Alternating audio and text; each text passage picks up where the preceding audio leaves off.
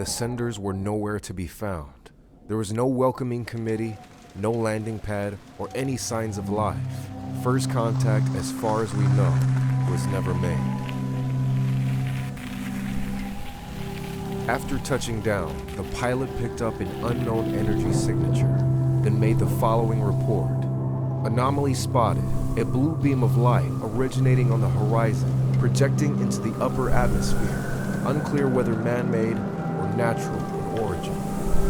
Hi, I'm Jay. I'm the sole developer on Exo One, which is the game you're currently watching. I'm making this with help from Reese Lindsay, who's doing the music you can hear playing now. I've been working on this for over a year now, and this is the sort of the tutorial on the first planet that's telling you how to play the game. And what you just saw there and heard is just some kind of mysterious structures and sounds, which you'll find out more about as you play the game. Described by the pilot.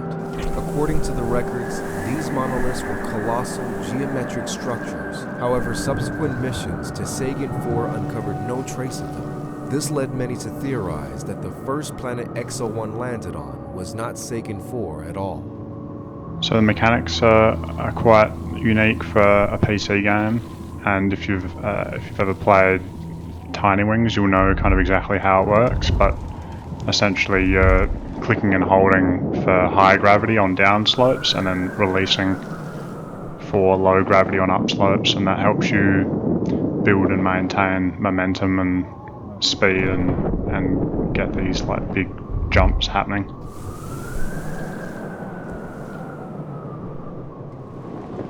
The game's very much about the sort of exhilarating sense of speed and height, and getting these kind of moments of just serenely gliding through the sky, and taking in the planet and the atmosphere and the music and stuff like that.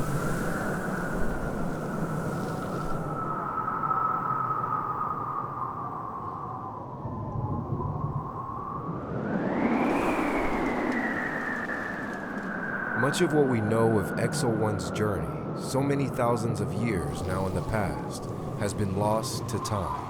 The events that took place, related data, and records are like an ancient puzzle with many missing pieces. We can only do our best at this recreation.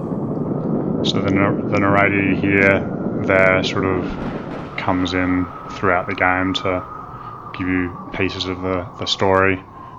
Much like Dear Esther, which is a big influence on the game. Other influences, like I said, Tiny Wings was a big one. Journey, Dolphin Olympics, funnily enough, was another one.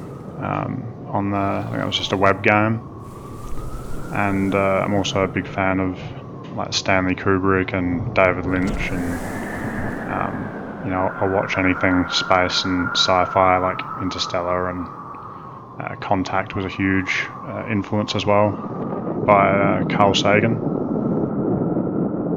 Eventually, Exo One would arrive at what the pilot referred to as transport monoliths, which led to the second planet. You see a lot of the games kind of just about playing with the environment and finding sort of fun sequences of jumps, and just kind of seeking out cloud formations to go through and stuff like that. So there's not time limits or enemies to fight or anything like that.